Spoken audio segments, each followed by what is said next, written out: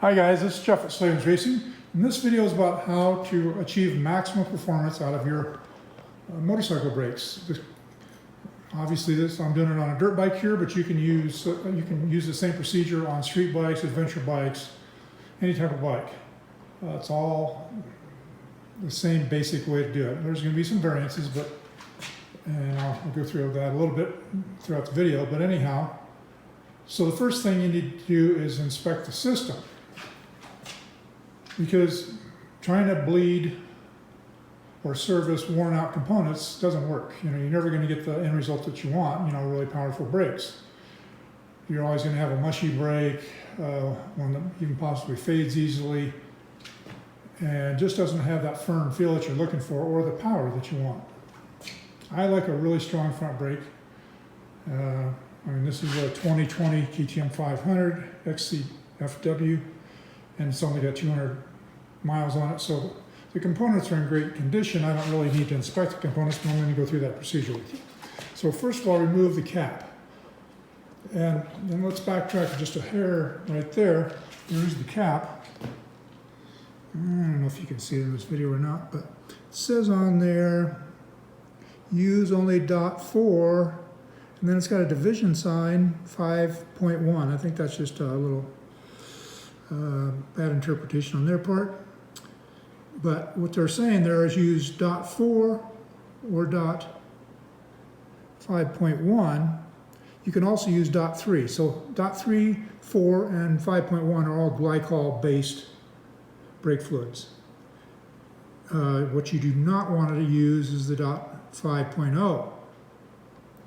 That is a silicone-based fluid, and it will mess up the seals in your system. Then you'll have to rebuild everything and start over. So check that out on your bike. There's also on the clutch side, it has the same information. And if you want to know what kind of system you have, this little insignia right there, that's the logo for Brembo. So this is a Brembo brake system. The Husqvarnas, actually some KTMs have Magura, and a lot of the Huskies have Magura. But, they all bleed the same way. But back to inspecting the system. So first of all, I'm going to look in there and see what the fluid looks like. I just kind of want to know what I'm up against here. It fits milky, smoky looking, really super dark to where you can't even see the bottom of this reservoir. Those are all indicators that the fluid is completely toast. And front brake fluid, for most guys it takes a long time, maybe 2 or 3 years for it to get that way. But the back brakes, quite often get smoked pretty easily. Guys use that brake pedal for a third foot peg and drag the brake all the time, and that really destroys brake fluid by overheating the system. If you've ever had, if you've ever been racing along, riding along, and hit that back brake pedal and went all the way down and did nothing to stop you, well, you just boiled the fluid. And it's junk at that point. If you let it cool off, it will come back, but it will boil at 150 to 200 degrees less than it would before. So, the fluid is junk. So, all right, so let's try to speed this up here. My fluid looks great, so I don't have. And the reason I want to know what the fluid looks like is just to get some general idea about the rest of the system. And if the fluid is totally smoked, then that means it's smoked all the way down the line, and I might have to run a couple syringes through there to get it all cleaned out. If it still looks good, well, then maybe only a half to 1 syringe. From there, you need to go down here to the caliper. And if you've got a lot of miles on your bike and you've never changed the brake rotor, this piece, then you need to inspect that. And the easiest way to do it is with a straight edge. I'm kind of holding this camera and doing it at the same time, so excuse me if it's a little shaky. But anyhow, you want to put that straight edge across there, and there should be no gap underneath the straight edge. If there is, older disc rotors, they get really worn, and then you've got a big groove in here. so the rotor's not flat anymore. You put new pads on, and they're only touching, you know, on the outside here and here. And after a while, they wear in and conform to the brake rotor. But if the rotor is that worn, it needs to be replaced. And you need to start with fresh components, or at least components in good condition, in order to have a good end result. So you got to have a good brake rotor. You need to have good pads in there.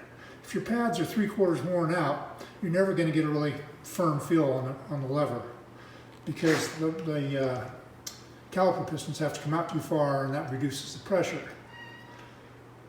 So before you bleed your brakes, put in new pads. And if your rotor's marginal, change it.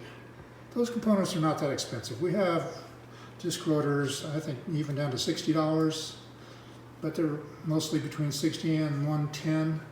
Brake pads, good ones, are in that $25 to $35 range. Yeah, there's some really cheap pads out there for $10, but I wouldn't put those on my lawnmower. I mean, they're going to last about 5 minutes. All right, so once you've inspected everything and replaced the necessary pieces, then you'll be ready to bleed it. But I kind of forgot here. On the master cylinder, if your bike has hundreds of hours on it, you know, a lot of guys have bikes with 400, 500, 600, 700 hours on them. Putting a rebuild kit in there, you know, we sell rebuild kits for $25, $30 where you can rebuild that caliper, or that master cylinder. We also have caliper kits. But the problem is at that point is the caliper bore. So, you know, there's a plunger that goes back and forth inside of here, and it will wear out the bore where that plunger sits. And if the bore's out of round, if it's worn out, well then putting a new plunger is not going to do a damn thing. It's not going to fix your problem. If I had a high mileage bike, I wouldn't even waste my time buying a plunger and see if it works. I would just order a brand new master cylinder, if you want to get it up to really good performance standards. So let's see, from there we can go into the bleeding process. One thing I like to do is down here on the caliper, just put my foot on it, like that, and then push in. Now push in as hard as you can. You're not going to hurt anything. Push on it really hard, because the caliper is on 2 floating pins, and that pushes it all the way in, pushes the pads all the way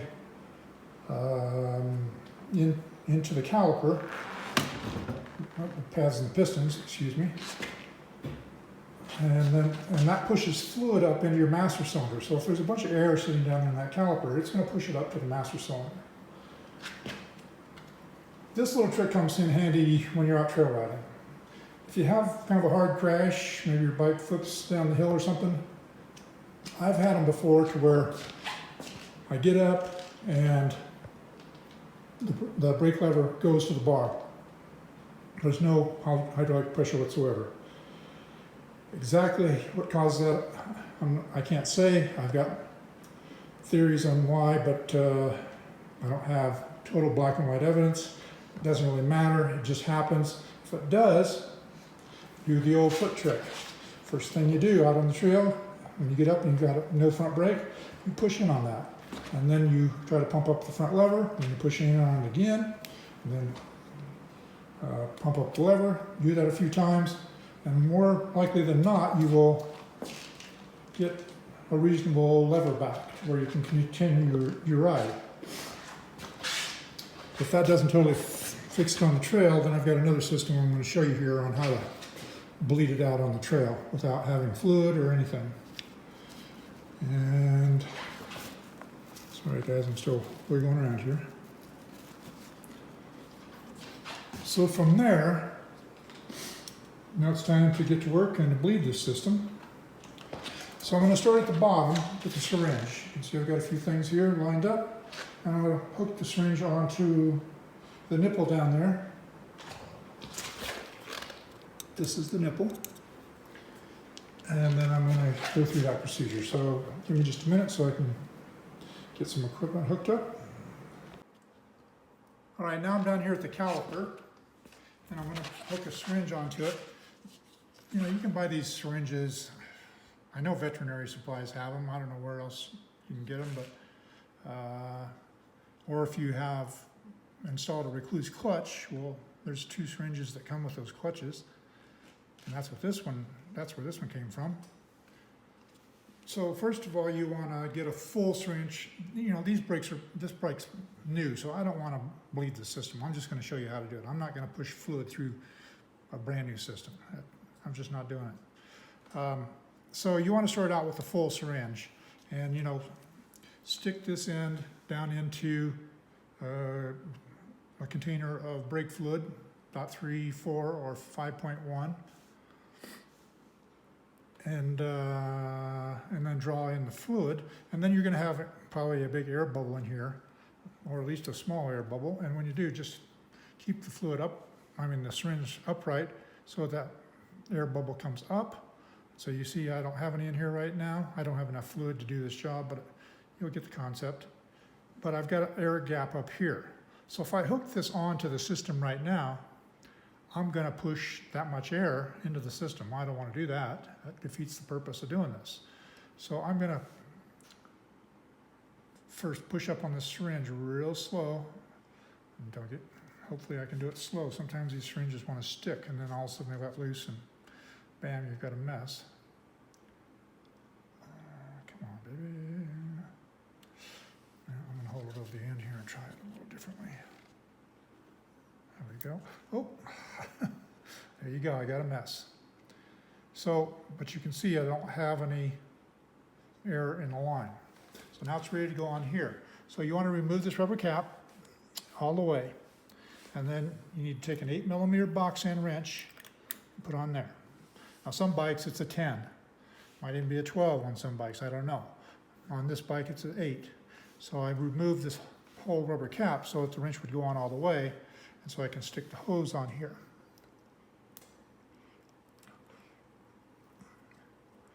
And while you're doing that, you know, you see I've got air in there again. I don't know if you can see it, but there's a little section of air. And what you should do is, as you're pushing that hose on, squeeze the syringe just a little bit. It's going to make a mess, who cares? So that there's no air in the system right there. And then you can take a zip tie and wrap it around up here. You know, tie it as tight as you can. Pull on it with a pair of pliers. Or if you've got a recluse clutch, then you should have one of these little tools. It's just a ratchet style clamp that goes on here. Of course, you would put that on the hose first before you put it on. Then you tighten this down with a pair of pliers, and that really gives you a solid lock right there. And like I said, these come with recluse clutches. I don't have any of these for sale, and I don't even know where you buy them. You probably find them on YouTube, or no, on Amazon or something, but not that necessary. You can do this, accomplish the same thing by putting a zip tie on there, a cable tie. And the reason why you want to do that, because you're pushing, you know, a fair amount of pressure through here, and that hose will come off and spray all over your shop, and then you've got a hell of a mess. I hate brake fluid because it's just messy. But anyhow, next step is to loosen this. And I'm not going to loosen it because I don't want any air in my system, but just have your wrench up in about, actually up here would be a little bit better position. Have your wrench on there, and then loosen this up to where the wrench is down here. Now it's easy to do this, and don't ask me how I know, and that is to during this whole process, kind of get ahead of yourself and forget to loosen this up. Then you're pushing hard on this syringe, and guess what happens? It blows the hose off. So if you're pushing really hard, stop, because you're going to have a mess. And so anyhow, just review this, get the air out of the line, put it on the nipple, fasten the nipple on here with a zip tie or one of those ratchet locks. Have your 8mm box end wrench on there, and now you're ready to push fluid. Of course, you want this full, or as full as you can get it. Now you're ready to push the fluid up to the master cylinder. And there we go. So, I'm not gonna show you how to push fluid up, because I'm pretty sure all you guys can figure out how to push on this little button right here and activate the syringe and push the fluid up. I don't think there's anybody on this planet that couldn't figure that one out. So, anyhow, from there you're gonna wanna push the fluid up after you've loosened this. After you've pushed quite a bit through, then lock this back down. And now we're going to go up to the master cylinder up on the handlebars. So stand up there, Sue. Come over here. We're going to go right here. Yeah, that's a good angle there.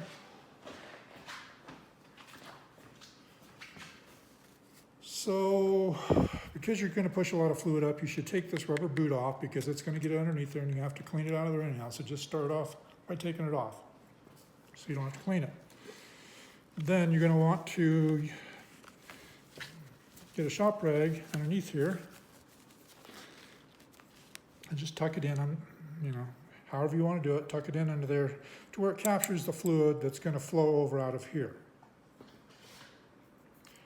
And if you've got a helper with you, your wife or somebody, they can stand up here and watch while you're pushing the fluid up from the bottom, and they'll see bubbles coming out of here, and then hopefully they'll see the bubbles stop. And let me take this for just a minute. I want to show you right down in here. See if I can get rid of this glare there. But right in the middle, this is a white plastic piece. It doesn't look white, it looks kind of tan, but it's white. And right in there's 4 holes around the outside, but there's one right in the middle, right there. Let me see, guys, can you see that? Yeah, there it is. And so that hole right there is where the air is going to come out. That's really important to know that because one of the steps I'm going to show you. So you can take that and just hold it right there. All right, so you're down at the bottom pushing up with the syringe. You've got a helper up here, kind of keeping the rag from falling off, looking to see if bubbles are coming out. I really highly recommend that you get a helper for this. Next door neighbor, riding buddy, somebody to help you out. And then hopefully they'll give you a report that the bubbles stop coming up, but then you grab for your lever and it's still not as firm as you want it. You're kind of pissed off because you've gone through the steps. You've rebuilt your system, you've put on some new components, but your brake still doesn't feel hard. This one is really hard. And this baby's got some brakes.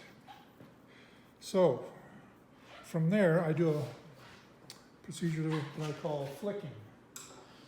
I don't know what else you can call it, whatever you want. But anyhow, make sure you got a decent amount, like, about where it is on this one, of fluid in there. And then you're gonna wanna flick this lever. And I'm going to need to take the camera. Sorry, my wife and I are both disabled from a motorcycle accident, so